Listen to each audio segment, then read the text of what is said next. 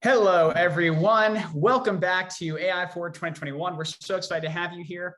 Today, we have a truly exciting Q&A fireside chat with Prashanthi Raman, who is a senior director focusing on government relations at Cruise. Prashanthi, welcome to the virtual stage. Thank you so much, Dan. It's great to be here. Appreciate the invitation. Oh, it's our pleasure. And I know you're a very busy person, so we'll jump right into question number one and get going. Rachel, if you would show it on the screen. Okay, Prashanthi, what is Cruise doing and what sort of technology does it leverage to do that? Sure. Well, Cruise has a mission of building safe, shared, zero-emission, self-driving vehicles that improve life in our cities. We want to make it easier to safely get to the places and activities people care about. Cruise is proud to be a San Francisco company where we have grown and developed and where the overwhelming majority of our on-the-road testing happens today. So cities are hard places to learn to drive. I'm sure we all remember our time in 15 and 16-year-olds trying to learn how to drive, which is why we've remained so focused on developing our technology in San Francisco. We've started in one of the hardest places rather than the other way around. And we're really looking to engage with the cities we aim to serve. So the people that live, work, and play in them is essential to Cruise's success. So we're really excited on what comes forth. And the sort of technology that it leverages is the sensor of suites that you might see if you've ever seen a self-driving vehicle or hopefully a Cruise vehicle. So you have cameras, LiDARs, and radars that really help all together figure out what the object is, how fast it's coming, the trajectory, and any sort of a behavior that the autonomous vehicle will need to engage with in order to meet and respond to any given scenario. So one of the biggest things that we are about is really creating and defining a new category that can help reduce carbon emissions. And then in addition to that, just be more inclusive, accessible, and create all kinds of new experiences. Yeah. Thank you so much for that explanation. Yeah, it's so cool. You're innovating in so many different ways, autonomous systems and zero emission transportation, which is so exciting. And I'm really excited to talk about use cases. Rachel, do you want to jump to the next question here, which does focus on how it's being used? All right. Okay, so true story. I heard about Cruise delivering groceries using autonomous technology during COVID. So how did this work? Could you tell us a little bit about this? Sure. I think the pandemic was a test for everyone and every company. What can we do at a time of crisis? And for Cruise, that meant how can we help? So we redeployed our zero emission fleet to address the secondary crisis of the pandemic, which was hunger and nutrition assistance. It's now been more than a year and we're still going. We have delivered more than 1.5 million meals. And we have made this a commitment to bake this into our business model, dedicating at least 1% of our fleet to social good in the communities where we will operate.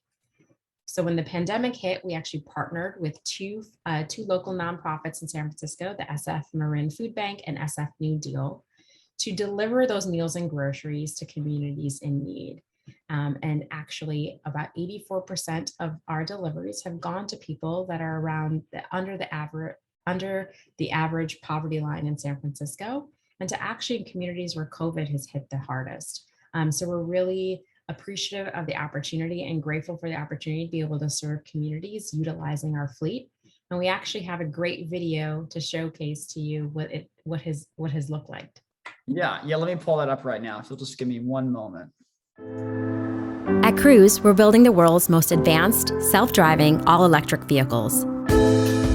Our mission is to transform cities, save lives, increase access to transportation, and improve the health of our planet.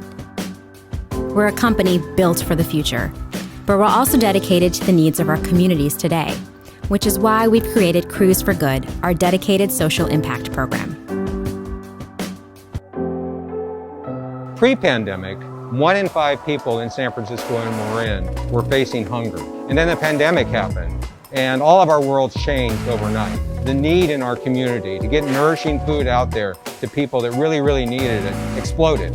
We couldn't meet that need on our own.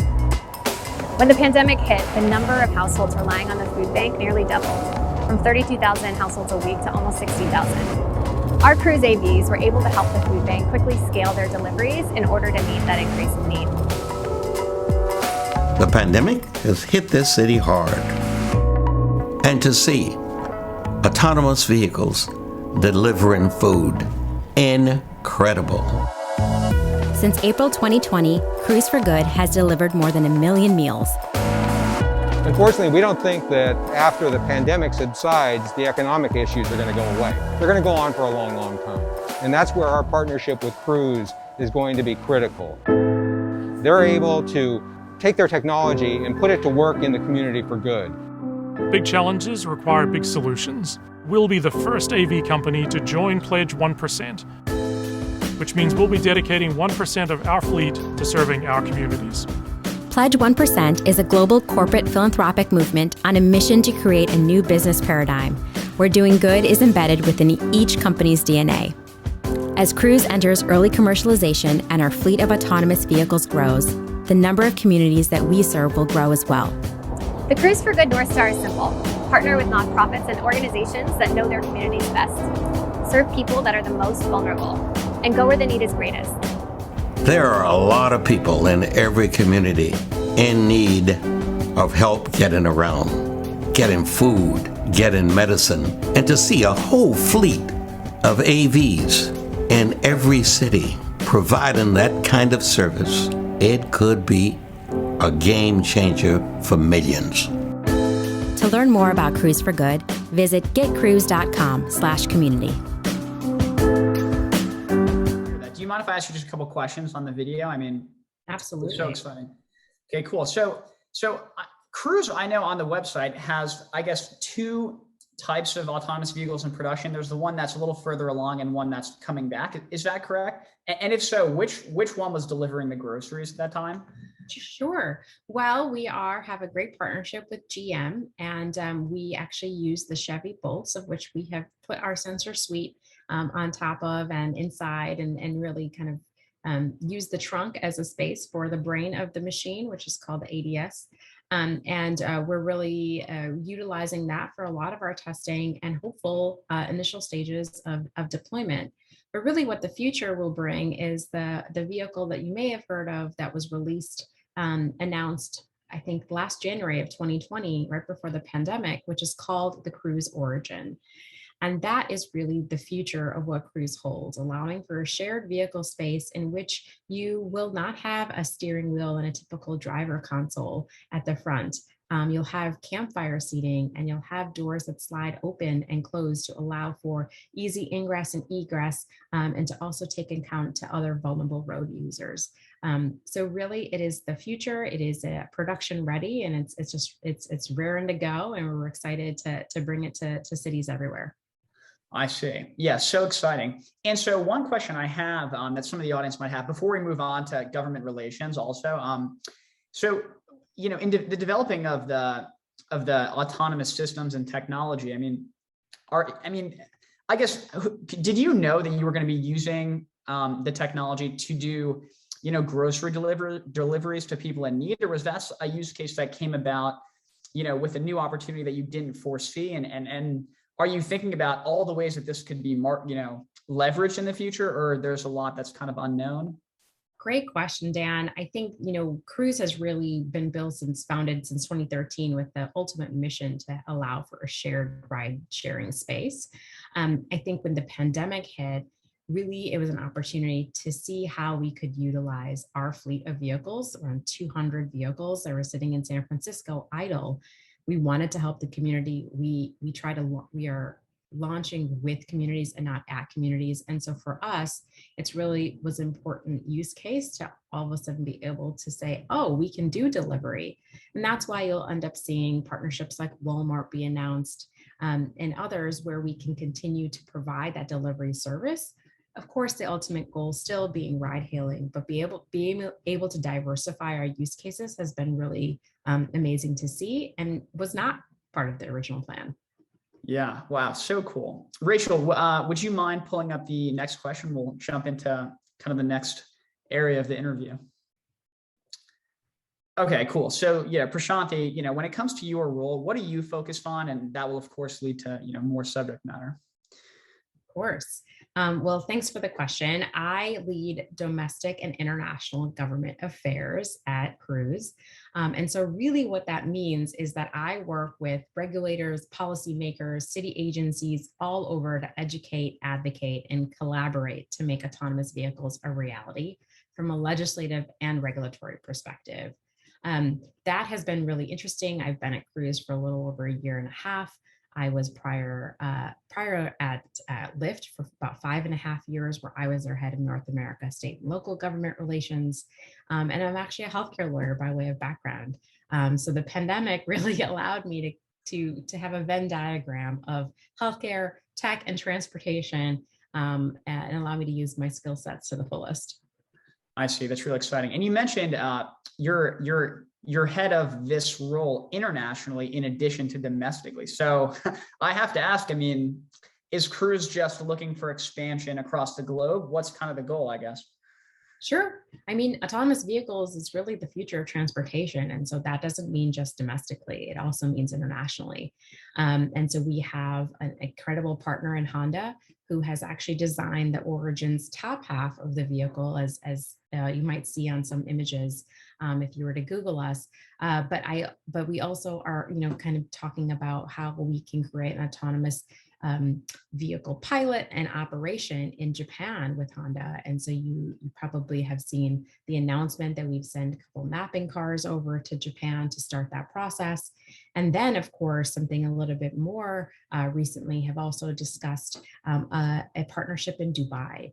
And so we're really looking forward to working and have been working with the royal family, the royal government there, to really make autonomous vehicles operation and commercialization of autonomous vehicles from Cruise's end a reality.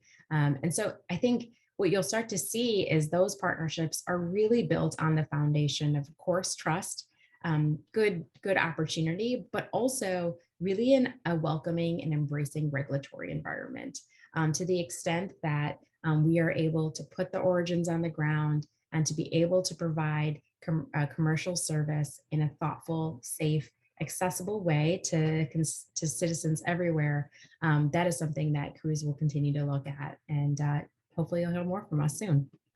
Yeah, it's very exciting. And how do you prioritize which geographical areas to focus on first? Is it based on, a government's willingness to be open-minded to new technology? Is it based on the opportunity, in terms of dollar value of market potential? How do you think about that? Sure. I think it's a hybrid approach, honestly. It's not any one really factor. Is there regulatory certainty or an availability in order to see how flexible the environment is? The thing about autonomous vehicles, because it is an emerging technology, you don't want to over-legislate or over-regulate as the technology is actually evolving. But you do want to have a baseline and a foundation for serving public safety needs of governments that they have to make sure for their entire citizenry. Are they following traffic regulations? What are the speed limits, et cetera? So that's really important. But there's also, of course, a business case. Is it something that will have the infrastructure needs? Are there enough EV charging stations? How willing is that particular market or government willing to go for it in terms of EV infrastructure? Do we need to partner with certain places? Do we need to build our own? And so really that is there land to build their own? And so really it's a multifaceted decision that I think I wouldn't do it service if I didn't say how many variables play into the process. Yeah, very exciting. Rachel, shall we jump to the next question? Thank you. Okay, great. So I'm sure everyone in the audience wants to know, right? What are the steps that are necessary to enable the usage of autonomous vehicles everywhere? And I'm sure safety is a big one, but there's probably so much that I don't even think about. So what would you say about this? Well, I think there's 3 big questions I ask myself, and we can take them in sequence. I think, how do we build public trust? How can we provide business certainty that allows this technology to scale? And how can zero emission AVs become one of the tools in addressing some of the biggest challenges we face today? Decarbonization of transportation, making transportation more equitable and accessible. And so I think that trust piece is really critical. I think the safety question kind of comes into that. The entire industry is interested in ensuring that it is not only is the vehicle and technology safe, but we have the trust of the consumers that are going to use it. I think we are in an industry that it has a lot of companies in this space, but it's not about the quickest that a company can get there. It's whether we are doing it the safest. So we all are engaged in various community engagement, of course. And I know at Cruise, what we want to do as stewards of the community are really understanding that investment and integrating ourselves, listening and responding accordingly are ways in which to establish that trust. It's also about education. And we know that we have to continue to have a dialogue with various stakeholders to increase that comfort and understanding of a very new technology. And with that trust, we're hopeful that a consumer and other road users will experience that trust when they get into a car or interact with it. And so then we talked a little bit about this. How can we provide business certainty that allows this technology to scale? A large part of that is the regulatory environment that we have to operate in. Is it too prohibitive? Is it too broad? Is it too broad? Is it an ability that we can put our vehicles down, whether it's the bolts or the origins, in real time? What's the gating mechanisms for testing and deployment? Are there certain permits that we have to get?